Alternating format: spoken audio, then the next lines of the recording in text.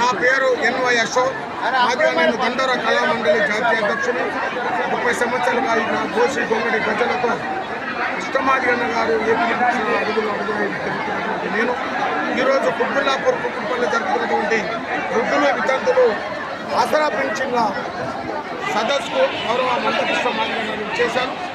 మరి ఏదైంచే ఉద్యమ కిరీటం మందా కృష్ణన్న, అల్లు పెరగని పోరాటము నీది కృష్ణమాదిగన్న.